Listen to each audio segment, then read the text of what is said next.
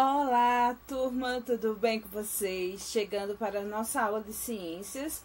Eu espero que vocês já peguem aí o caderno, o livro para acompanhar o conteúdo. Preste atenção aí na descrição do vídeo. Além do mais, faça as anotações do que está sendo dito, explicado no vídeo, porque depois eu vou estar cobrando de vocês. Lembrando que também vamos ter atividades referentes ao assunto. Então, focos no estudo e vamos lá para mais uma aula de ciências. Então, turma do 7º ano, vamos dando sequência às nossas aulas. Hoje a gente vai ter muito pano para manga. Vamos começando a nossa aula falando sobre a biosfera, que refere-se à esfera da vida, como vocês estão vendo aí o significado. Nosso planeta só é possível a vida graças à posição que o nosso planeta se encontra de distanciamento do Sol. O Sol que é muito importante por fornecer energia em forma de luz e também de calor para a superfície terrestre. E essa energia solar, ela tanto propicia a gente encontrar água nos estados físicos sólido, líquido e gasoso, assim como também a questão de manter uma temperatura média que permita a sobrevivência dos seres vivos que aqui existem.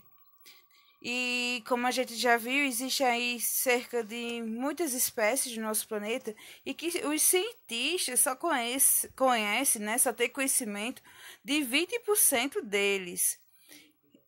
E quando a gente está falando dos seres vivos, a gente tem que lembrar também que tem outros fatores que permitem que a vida aqui aconteça, e um deles também é a atmosfera.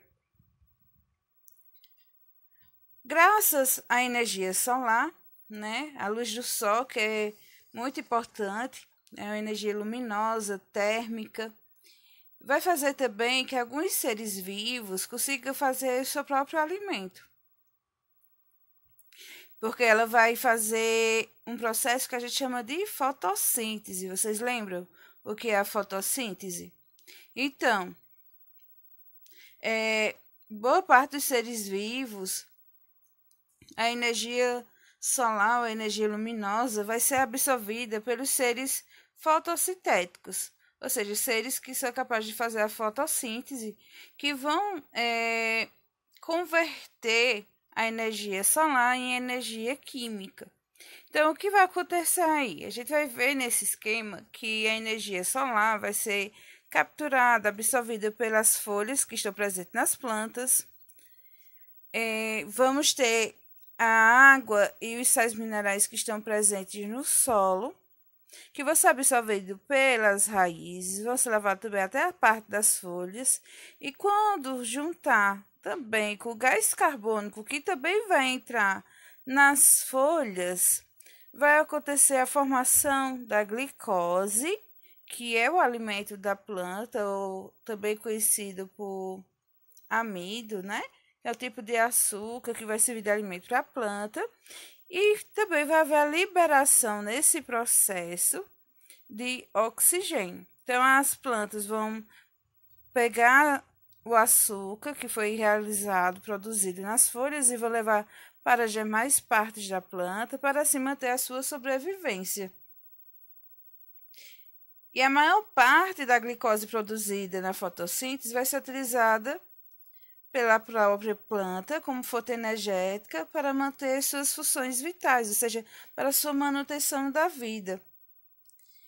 E por incrível que pareça, né, a gente muitas vezes fala, e já foi dito muitas vezes, que a floresta amazônica seria considerada o pulmão de todo o mundo, por a grande concentração da floresta de árvores que realiza a fotossíntese. Mas a gente não pode esquecer da questão das algas marinhas, que também realizam o processo de fotossíntese. E se a gente for verificar pela numerosidade também de algas, boa parte do nosso oxigênio presente na atmosfera é proveniente do processo de fotossíntese realizado por elas, e não apenas pelas plantas que estão presentes na região da Amazônia. E os seres vivos, né, precisam de energia para sua sobrevivência, para os processos necessários de locomoção, principalmente para a reprodução. E essa energia vai ser obtida de várias maneiras. A gente vai ter os seres vivos produtores, vamos ter os consumidores e também os decompositores. E essas características que a gente está falando, né, refere-se também ao nicho ecológico dos seres vivos. Nicho ecológico é o quê? As características do ser vivo. O coelho, ele vai ter suas características. A onça pitada vai ter suas características. Tudo isso vai compor um nicho ecológico. Quem são os produtores? Os produtores são as plantas e as algas, que elas apresentam a clorofila, que permite elas realizar o processo de fotossíntese. Já os consumidores são aqueles seres vivos incapazes de produzir o seu próprio alimento, ou seja, o seu alimento vai ser proveniente de outro ser vivo. E a gente tem uma diversidade de consumidores à nossa volta, né?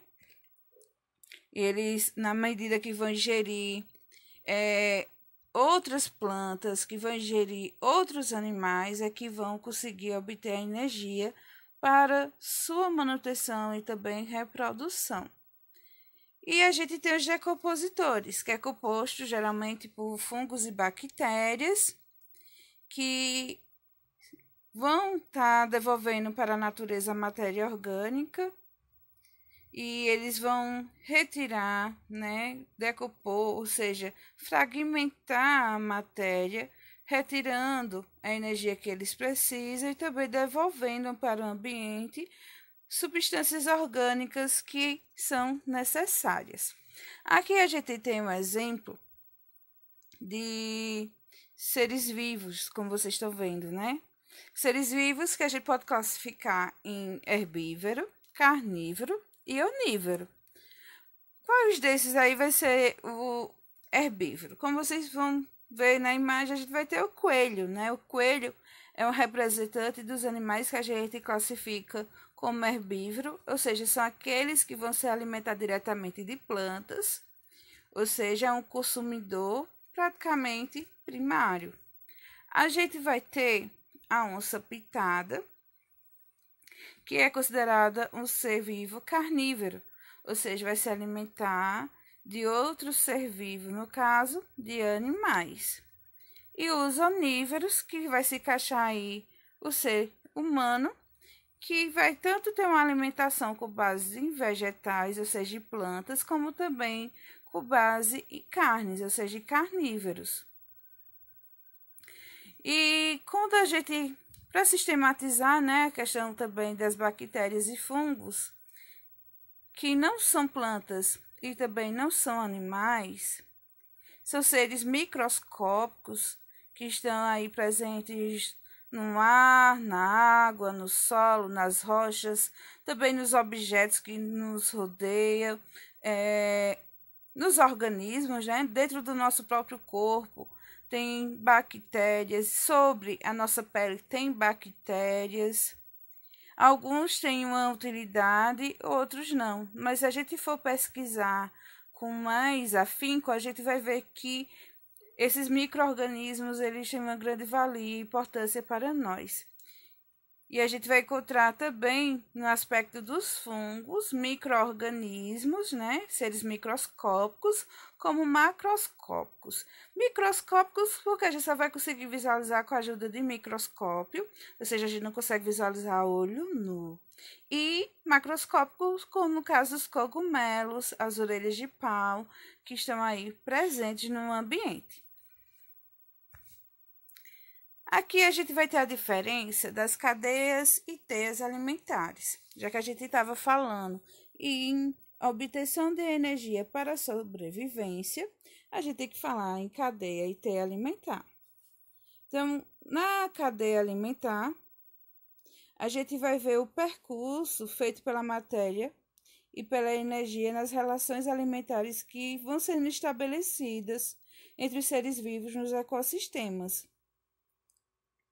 Então, a gente percebe que os seres vivos, eles se relacionam com o outro a partir do momento também que estão consumindo ao outro. Então, quando a gente fala em ecossistema, existe um conjunto de relações, lembra? Entre os seres bióticos e abióticos. A gente está se relacionando com o ar, com a água, com o solo, assim como também com outros seres vivos, principalmente para a obtenção de energia, que é de suma importância para a nossa sobrevivência. Aqui na cadeia alimentar, a gente vai ter o produtor. A cadeia alimentar sempre vai começar com o produtor, que é aquele que vai ser capaz de produzir o seu próprio alimento. Vamos ter os consumidores, que é o consumidor primário, aquele que vai consumir diretamente o produtor. O consumidor secundário, o terciário, o consumidor final ou quaternário e os decompositores. A gente vê uma linha sequencial ligando um ao outro, né? A gente tem uma seta de origem que vai se dando até o final. Então, a concentração da energia vai ser maior no produtor, que essa energia vai passar para o consumidor primário. Depois, essa energia do consumidor primário vai servir para o secundário e assim por diante. E a teia alimentar? A teia alimentar, ela se diferencia por quê? Porque é quando existe uma interligação entre as cadeias alimentares na natureza, que existem várias interações entre os seres vivos. Por exemplo, nessa teia alimentar, a gente vai ter o produtor, que é a planta que está fazendo a fotossíntese, e a gente vai ter o gafanhoto. Estão vendo aí, né? O gafanhoto. O gafanhoto ele tanto pode servir de alimento para o sapinho, mas ele pode morrer antes, não ser consumido pelo sapo e servir de alimento para os decompositores, que tem aí a ilustração dos fungos. E assim pode acontecer com os demais seres vivos que estão também presentes nessa teia alimentar. Então, existe uma interação que não obrigatoriamente vai seguir uma sequência. A sequência como acontece na cadeia alimentar. A gente vê que um vai servir de alimento para o outro. Na teia alimentar, não. As interações, elas variam. E, por exemplo, um ser vivo pode servir de alimento para o outro se passar por aquele outro. Vamos imaginar assim. A gente vai ter a plantinha que vai servir de alimento para o gafanhoto. O gafanhoto vai servir de alimento para o sapo. O sapo não vai servir de alimento para a cobra, porque ele morre antes e vai servir de alimento para os fungos. E assim vai gerando e vai formando as cadeias e teias alimentares, que nesse esquema aí é formando, né, demonstrando a teia alimentar, que é para sistematizar as relações que interligam os demais seres vivos aí presente. E nas teias alimentares, a gente também tem um ponto que temos que lembrar, é que um animal ele pode ocupar diferentes níveis tróficos. Em algum momento ele pode ser o consumidor primário, e em outro momento ele pode ser o consumidor secundário, e assim sucessivamente. Nesse próximo ponto, né, falando sobre os limites da biosfera, como a gente pode observar no esquema, a gente vê na ilustração a composição da biosfera, que é formada não apenas por ar, mas formada por água e também solo. Aí a gente vai ter que a biosfera é formada por um conjunto de outras camadas, que é a atmosfera onde vai estar o ar, a litosfera na parte rochosa, que vai ser formada aí por rochas, solos, e a hidrosfera, que é composta pelas as áreas com água, que pode ser lagos, oceanos. E nesses diferentes ambientes, as condições, ou seja, os componentes físicos, eles vão variando, né? Eles variam. Por exemplo, a gente tem as grandes profundidades do mar, que vão ser vão ter características que vão permitir a vida de alguns seres vivos, a favorecer a vida de alguns seres vivos, assim como também no solo, no ar. A gente vai encontrar seres vivos adaptados para cada uma dessas regiões que está formando a biosfera. A gente vai ter, por exemplo, seres vivos que vão estar no ambiente aquático, mas que vão se encontrar, por exemplo, apenas nas áreas mais profundas, outros na parte mais superior e outra no meio, entre a parte superior e a parte profunda, assim como também no solo e no ar. Ou seja, os seres vivos, eles estão adaptados a essas questões de ambientes. Já nas grandes altitudes montanhosas, os organismos com maiores chances de sobrevivência são os seres adaptados às baixas temperaturas e o ar rarefeito. Que é o ar rarefeito? É aquele ar que vai ter pouca quantidade, vai estar diminuindo a quantidade de oxigênio. Então, na biosfera, portanto, o ar, a água, o sol e a luz são fatores diretamente relacionados à vida. Não podemos deixar de falar também que nas regiões marítimas do ar também vai ter uma grande quantidade de salinidade, de pressão e luminosidade também. Então, os seres vivos que vão estar naquele ambiente estão adaptados a tudo isso. É diferente de um ser vivo que está adequado para o ambiente terrestre, a gente retirar ele e colocar nessas condições, com água salgada, com luminosidade e profundidade. Ele não faz parte daquele ecossistema, ele faz parte de outro. Então, cada ser vivo está adaptado ao seu espaço, ao seu habitat, ao seu ecossistema. E a biosfera, ela inclui desde as altas montanhas até o fundo do mar.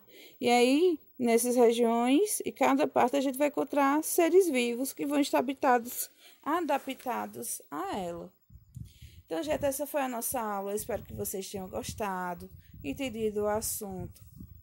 Não deixem de me procurar em caso de dúvidas. Professora, eu não entendi quando a senhora falou no vídeo sobre isso, no livro, quando eu estava fazendo a leitura, porque eu estou disponível para esclarecer. É só mandar um áudio, uma mensagem que eu vou responder a vocês, tá bom? Então, façam uma atividade proposta e me mande assim que finalizar.